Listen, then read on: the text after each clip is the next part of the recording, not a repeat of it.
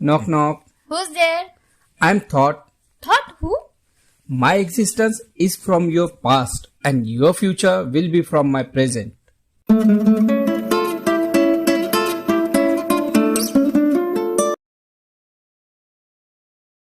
Hello दोस्तों, आप सबका स्वागत करता हूँ आपके अपने चैनल नॉक नॉक में। तो साथियों, कैसे हैं आप सब लोग? उम्मीद है आप सब ठीक होंगे और अपना ख्याल रख रहे होंगे। तो साथियों, आज का हमारा विषय है बुद्धिज्म में पाखंडवाद।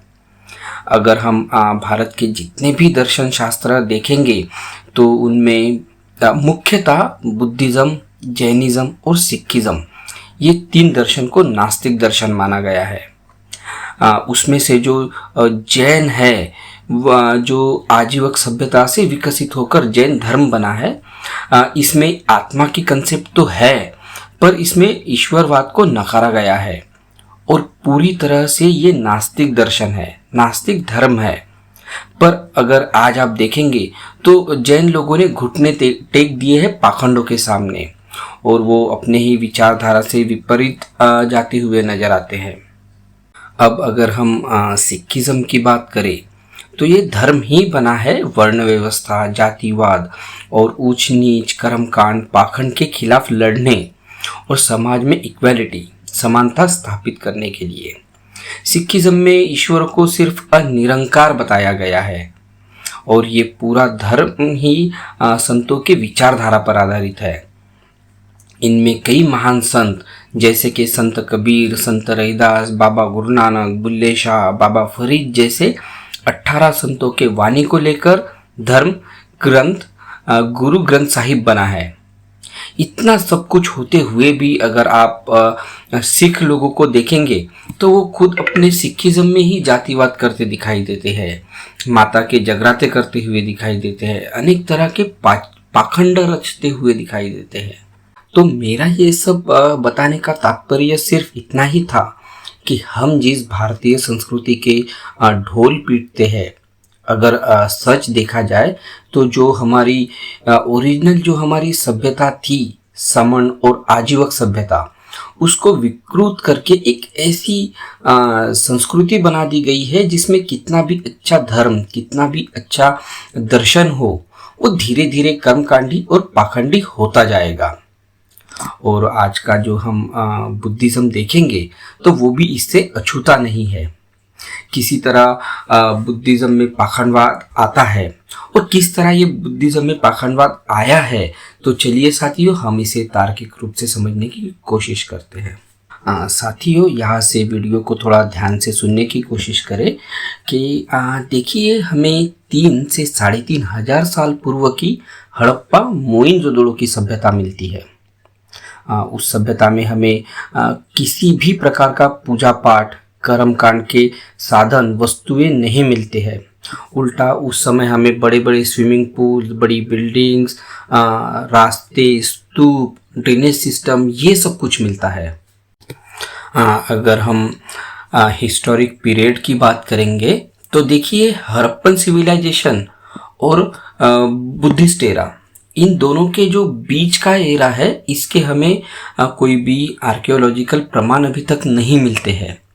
या फिर आप इसको ऐसे बोल सकते हैं कि जो हमारा ASI है, आर्कियोलॉजिकल सर्वे ऑफ इंडिया, वो इसे ढूंढना भी नहीं चाहता। और वो जो हड़प्पन सिविलाइजेशन और बुद्धिस्ट एरा का जो बीच का एरा है, उन्होंने बिना प्रमाण के ही उसको वैदिक एरा मान लिया है, उसको डिक्लेयर कर दिया है कि ये वैदिक एरा था।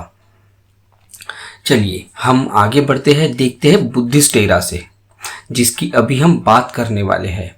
हम हिस्ट्री में न जाते हुए हम अभी ये देखेंगे कि पाखंडवाद कैसे आया बुद्धिज्म में। तो हमें सबसे पहले ये देखना होगा कि हमें बुद्ध के बारे में कैसे पता चलता है। देखिए साथियों, आजकल बहुत सारे YouTube चैनल नए खुल गए हैं और कई सारे लोग ये भी दावा कर रहे हैं कि बुद्ध एक काल्पनिक चरित्र है। तो हम पहले ये देखते हैं कि हमें बुद्ध के बारे में कैसे पता चलता है। तो देखिए, हमें बुद्ध के कई सारे प्रमाण मिल चुके हैं जहाँ से हमें पता चलता है, लाइक शिलालेख, चित्रकला, मूर्तिकला, गुफाएं, लेनी, स्तूप, पगोड़ा, इवन के हमें बुद्ध की अस्थियां तक मिल चुकी है। तो इससे एक चीज़ यह निर्धारित होती है कि बुद्ध एक काल्पनिक चरित्र नहीं थे, और इन सब चीज़ों की वजह से, इन सब प्रमाणों की वजह से हमें पूरे बुद्धिस्ट सिविलाइजेशन का पता लगता है।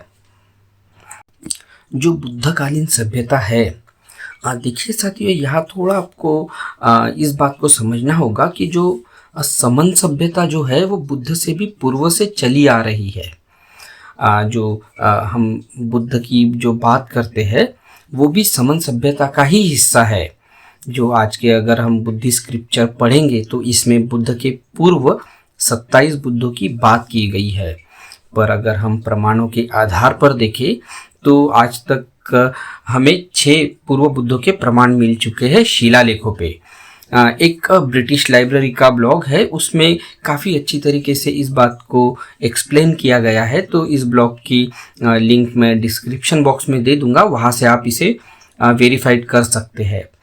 तो साथियों, वो 6 जो पूर्व बुद्ध थे उनके नाम कुछ इस तरह है। सॉरी अगर मैं थोड़ा प्रोनाउंस इसको नहीं कर पाऊँ ठीक से। तो वो थे विपस्सी बुद्ध, सिक्खी बुद्ध, वेसा बुद्ध, काकुसंगा बुद्ध, कोनंगामाना बुद्ध और कस्सपा बुद्ध। अब जो आखिरी बुद्ध हुए सुकीति बुद्ध, जिन्हें हम गौतम बुद्ध के नाम से भी जानते हैं, उनका जन्म हुआ ईसा पूर्व 564 में। और बुद्ध ने अपनी जीवन में जो उपदेश दिए, एक हमें हमारे सामने एक फिलॉसफी रखी, उसी फिलॉसफी को हम बुद्धिज़्म कहते हैं। अब एक बात यहाँ हमें गौर करनी होगी कि जो बुद्ध के विचार हमें कैसे पता चलते हैं कि ये बुद्ध के विचार है, ये ही बुद्ध की फिलॉसफी है। क्योंकि देखिए साथियों के बुद्ध के समय लेखन कला तो विकसित नहीं हुई थी और उस समय मूर्ति कला भी नहीं थी। हाँ, पर चित्रकला का विकास उस समय शुरू हो चुका था। तो ये सवाल तो उठता ही नहीं है कि बुद्ध के ही जीवन काल में, उनके दौरान ही बुद्धिज़्म लिखा गया हो। तो अब हम इसे समझते हैं कि बुद्ध की उपदेश हमें कैसे पता चले। तो देखिए साथियों, बुद्ध का महापरिनिर्वाण के ही कुछ महीने के बाद ही अजातशत्रु द्वारा महाकाश्यप के निर्देशन में पहली बुद्ध संगति हुई, जहाँ जो भिक्षु थे, जो मॉन्क्स थे, जो बुद्ध के साथ रहते थे, उन सबको बुला के जो पहली संगति की गई और बुद्ध के विचारों को संग्रहित किया गया। तो इस तरह बुद्ध के विचार कैरी फॉरवर्ड हुए। देखिए, ये काफ़ी जाहिर सी बात है कि कुछ समय बाद में विचारों में परिवर्तन आता ही है, और ऐसे ही हुआ। पहले संगति के बाद में कुछ भिक्षुओं ने उसमें अपने विचार डालने शुरू किए। इसे आप ऐसा समझ सकते हैं कि उन्होंने उसी को थोड़ा मॉडिफाइड करके अपने विचारों को सामने रखना शुरू किया, और वहाँ से एक थोड़ा जो मिलावट वाली बात है वो सामने आने लगी। और इसीलिए राजा नरेश कौशल को दूसरी बुद्ध संगति करानी पड़ी, और ईसा पूर्व 383 में बुद्ध संगति होती है। और इसी के चलते कुछ समय बाद फिर वही हाल, और वहाँ से बुद्धिज़्म के कुछ अलग अलग सेक्ट सामने आने लगते हैं, और इसका प्रभाव समाज में ये पड़ता है कि लोग अलग अलग जगह पे बुद्धिज़्म को अलग तरीके से फॉलो करने लगते हैं। और इसी काल में जन्म होता है एक चक्रवर्ती राजा का, जिसने पृथ्वी के 33% भाग पर राज्य स्थापित किया, जिन्हें हम महान सम्राट अशोक के नाम से जानते हैं, और उनके द्वारा ही तीसरी बुद्ध संगति कराई जाती है। तो साथियों, आज हमने ये देखा कि 2 बुद्ध संगति किस तरह से हुई, क्या उस समय की क्या कंडीशंस थी। तो ये एपिसोड काफ़ी बड़ा हो जाएगा, इसीलिए हम इस विषय को काफ़ी पार्ट्स में आगे देखेंगे। तो आगे के नेक्स्ट एपिसोड में हम जानेंगे कि जो तीसरी बुद्ध संगति सम्राट अशोक ने कराई, उस समय क्या परिस्थिति थी, किन परिस्थितियों में ये संगति हुई, और कितने सेक्ट सामने आए, उसमें कौन से विचार सामने आए।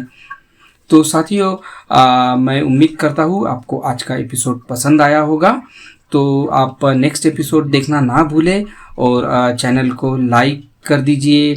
अगर सब्सक्राइब अभी तक नहीं किया है तो इसे सब्सक्राइब कर दीजिए। अगर आपको मेरे विचार अच्छे लगते हैं तो आप शेयर करना ना भूलें और कमेंट करना ना भूलें।